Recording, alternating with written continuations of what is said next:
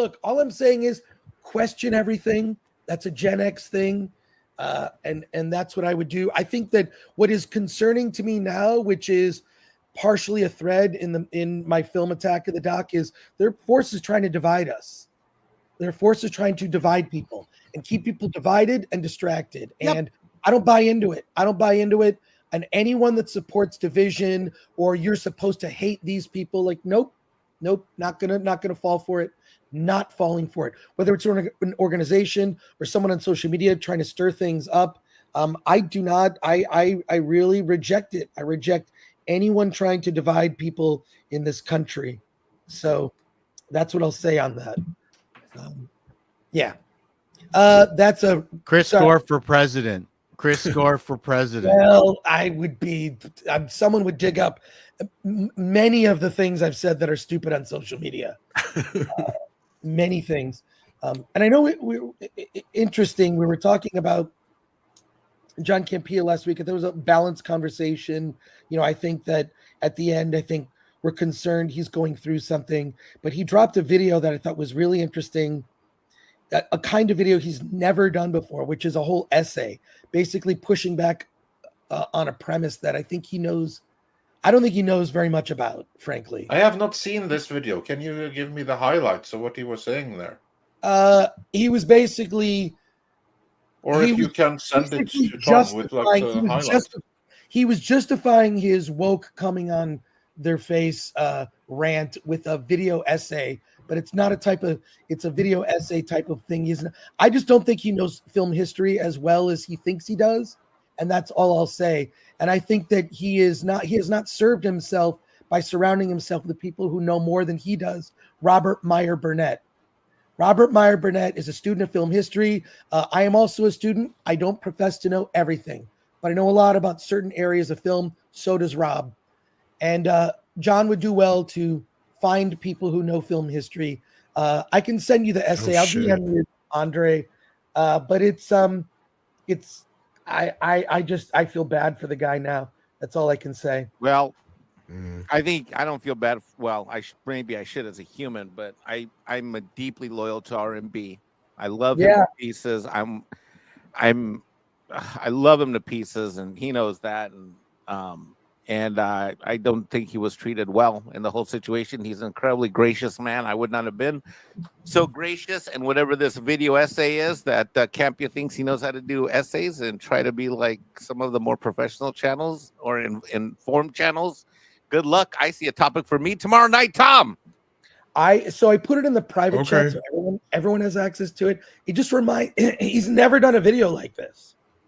It's kind of like something that Gary from Nerdrotic would do. That's what I'm talking about. Gary's been doing these. I mean, obviously we all watch him.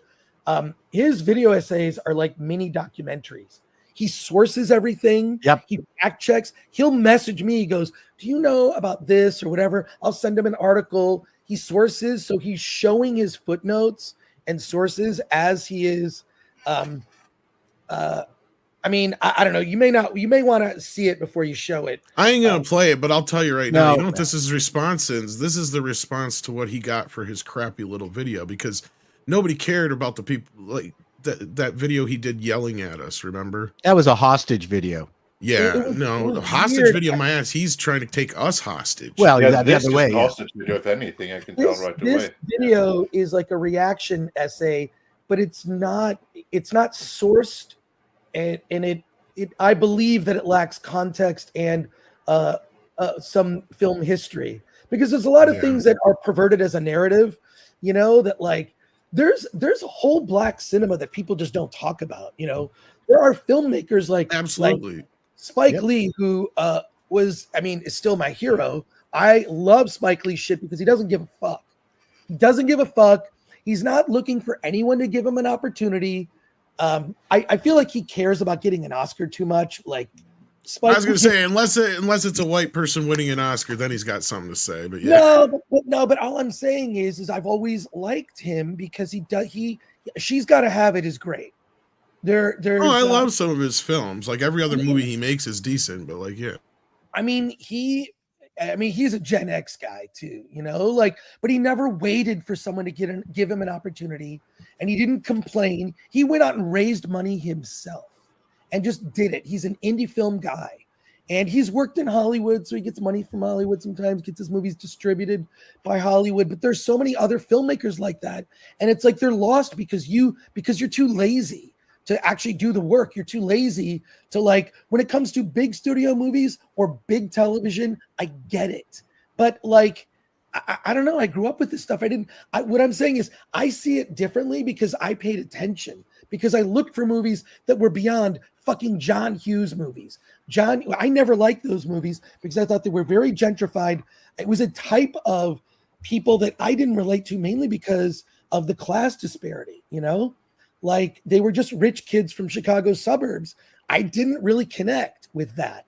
Not because they were white, but just because they were of like a type of person that those were not my friends. You know, like my friends were more blue collar kids outside in the suburbs of Detroit. So, you know, and I try to actually take into account other people's experiences. I just think that it's important. If you're going to be in this space, you need to know film history. All of it, which includes indie film, filmmakers that were prominent, filmmakers like, you know, like I can't stand this thing of it. It's the first this, it's the first that, only because you don't know. Like, you don't know, you have not studied this. And for instance, I doubt he's ever even heard of Melvin Van Peebles. Among other filmmakers, among many other people from back in that era. Exactly. Like, I think Mike's right. I think this is a good one for us to probably dig into on Mead. Because I am a student of, like, you and Robert, to where I know enough to where I can sit here and go, well, that's bullshit. Yep. Well, there was this. Exactly. Well, there was that. Well, what the hell are you talking about there? You know, I'm sure I could just call him out on each and every I found it when I was a kid and saw Putney Swope. I went, wow, there's a black guy in a major lead role, which I didn't really see a lot of. Yeah, I've skimmed this video in the background now, so I cannot like make like a detailed refutation, because I only skimmed it, listening to him on one ear and you guys on the other. But you know what I can say with this video essay of his is? This is just like Al Gore's An Inconvenient Truth.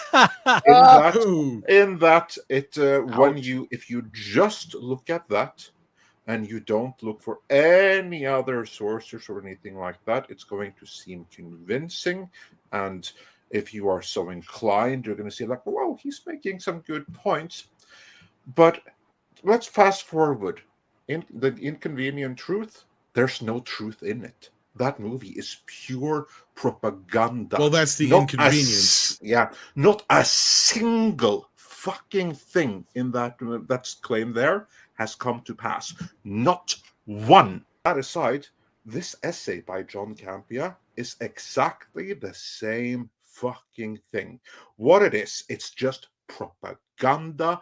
It's woke lies, narrative. He makes claims that are out of context, that do not stand up to scrutiny. And when he defends Hollywood's changes, what's the first thing he comes to defense? Like his reason number one: better reflect the world we live in. What fucking bullshit is this? The world just rejected The Little Mermaid. Is that what he said? Yeah. Was that a quote from the video, his video? Yeah. That's his number one defense. Better reflect the world we live in. It's a terrible defense. And also to like better enhance creativity. It's not creativity when you were told right away, these are your parameters for ESG purposes. We need to do this, this, and this, race band here and there and there. I mean, these aren't creative decisions. Like, for instance, I used the example of Dune. It's not that Denis Villeneuve was like thinking, in my vision, I'm so creative, I'm going to change this character and this character. No. He was told in no uncertain terms that you have to make these changes because we tell you to. So we will give you the option we need so and so much more diversity. And if you don't do it, we're going to make you do Paul Atreides.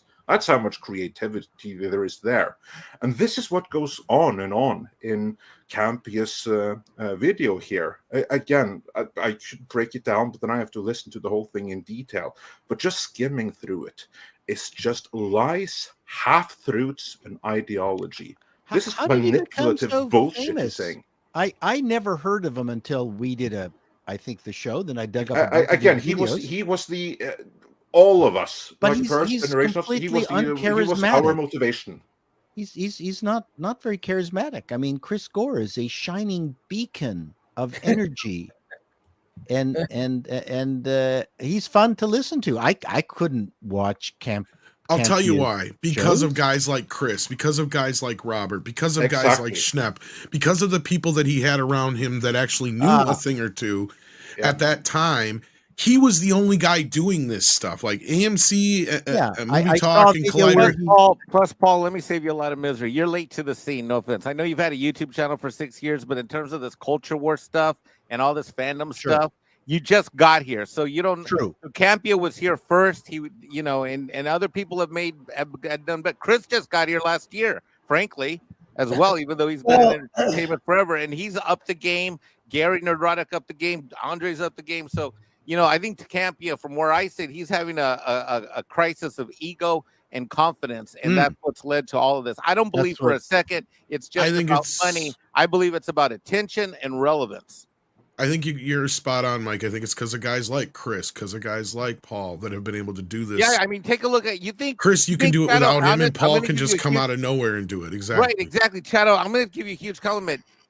As much as you are loved, I guarantee you there are people that you may or may never hear from that are jealous of your amazing success. You are amazing. You came on and you've done amazing work in a short amount of time, experienced the success which you deserve. I mean, I'm one of your biggest fans. Oh, I know. That drives people absolutely nuts. And guys like Campia, who are ego driven and not fan based. Like, what I love about Andre and Tom is I've always known when I was just a subscriber and I was never on YouTube, I knew they cared about me and the content they were delivering to me. I always knew that. And all of us here have egos, but we're not driven by our egos. Exactly. You're not driven by it. Chris isn't. Nope. I am. No, you're not. You're You're not even driven. Your car's wrecked. Ah, shit, you're right. Nice one. But yeah, no, actually, that's right, Mike. Because, like, for instance, even before we knew you as a producer, something like when we heard that Mexican Iron Man has been in some kind of accident, like he's busted up his leg, we were like, oh my god, oh no. Like, you never even know me, and my leg's up in the air, hanging by a cable, and I'm in rehab, not sure if I'm ever going to be able to run, jog, or walk straight again. And there you guys are. And I didn't have to send a super chat. I was just a sub. I was just a member, and you took the time and attention. Versus this other guy who last week says he wants to lose 30,000 subscribers in a night. It's a silly world. It is. But again, John Campea to me, and they're also, here's like the thing, Paul, is he charismatic? No, but he was never alone. What he did is that was so brilliant, which is what I've tried to do here with Midnight's Edge. He surrounded himself with people that they didn't have his vision. He was always the visionary in how to do stuff on YouTube, but he surrounded himself with people that were more charismatic than him. I did see Robert. More informed than him. Like, I saw Robert Myers-Burnett on his show. I guess he was a regular. That's how I first was introduced to him. And he was great. John Campea and through his show. Same with John Schnepp. He was also absolutely fantastic. It was those three. It was Campea who introduced me to both Schnepp and Robert Myers-Burnett and some other people that I have no qualms about calling nobodies. But anyway, those three, that's what he did. It was his vision good for him and the charm of the others. But now it's just him and his vision. But he seems to have lost sight of his own vision, that it has given way to his ego. Well, he can't afford those people anymore. Yeah, so he claims. But he needed to find a way, because he's without them, he's nothing. Yeah. Worse than nothing. He's He's because he's just ruining his own legacy right now. It's strange, because you can look at the parallels and all the other things that went on over at Collider and watch that same kind of thing happening now just to him personally. And it's something has to be going on in his life. I know I've said this before, but there's got to be something in the background that's pushing some buttons. So, you know what's pushing buttons is this stupid YouTube unrelenting 52 week a year machine. It is a burnout machine. You have to for anyone that wants to be a YouTuber, you have to, like, this ain't the job. No, this is a terrible career. Yeah. I remember doing sitcoms where you busted your ass for 6 months and then did nothing for 6 months. It was great, but you really busted your ass for those 6 months, 7 months. It was a little bit longer for 1 hour procedurals, but no, this YouTube is just stupid when it comes to. If you're incapable of making it a lifestyle, it's a burn machine. And and it's not for you. Algorithm anxiety. Yeah, it takes a certain kind. Like, anyone in principle can be a YouTuber, but not everyone will be able to keep it up. Yeah, and I feel sorry for anyone who comes out of school and decides to become a YouTuber, because if things blow up after 5 years and you've done nothing, then what do you put on your resume when you go for a job? Well, that depends. That depends on exactly what you did and how much of a businessman you were in doing it. All of us are, are mature individuals, and we've all had careers independent of YouTube, and we're bringing that experience to YouTube. I think that's why we succeed. Is my theory. Yeah, that is to me what I'm looking for. Yeah, and certainly that is the case with me. Like, for instance, I couldn't have started Midnight's Edge when I was out of high school. I couldn't have started it straight after university. I could only start it after having 10 years of professional work. What was your first job? My first job? Well, that depends how far back you want to go. Like right out of high school, what was your first job? My first job, when I was still in high school, like those theme parks, like Coney Island and Disney World, stuff like that. Yeah, that was my first job, my first summer job. And my second job, that's then I was working in the Norwegian National Registry. That was more like pencil pusher and proper bureaucracy stuff. That really prepared me for the world of corporate politics and finance and everything like that later on. I put down carpets. I was a carpet layer for a bit, but except I got fired when I went to a woman's house, and she said, "Are you here to put down my carpet?" And I went, "Yeah." And I said, "Your carpet is stupid. It's ugly." And then she said, "What are you talking about? What are you so yelling at my carpet for?" "Well, you told me to put down your carpet, lady." And she picked up the phone. "Could you remove this fellow? I don't want him anymore." I was thinking you were going to say something else, since we're talking about the lady and the carpet. Anyway, I thought we were going somewhere else with it. And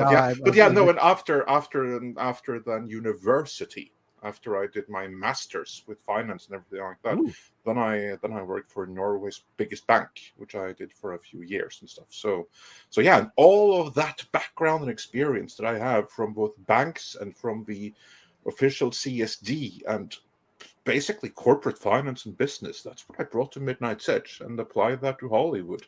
If only we were, you bring your experience, and Chris, of course, you have been on the indie side your entire life. I mean, that's why. And culture, Mike, I mean, that's why we're successful, because we bring something else to it, that we have some other things from outside of YouTube that we can apply to YouTube. Yeah, but I'll still never be a YouTuber. At least one that ever cares about being monetized or making money, because I know how much work all of you fine gentlemen put into this, and I know from helping so many channels over the years how much YouTube pays. Heck no, I'd rather sell avocados on the side of the road. Oh, for sure. I mean, you have to have a separate play. Yeah, the thing that differentiates is you guys not only bring something to the table, but you have a passion for it, like Chris does. I mean, I love watching Chris's shows. They're just immensely entertaining than what him and Alan do and what all you guys do. But continuing on, Andrew, do you want to continue on with some super chat?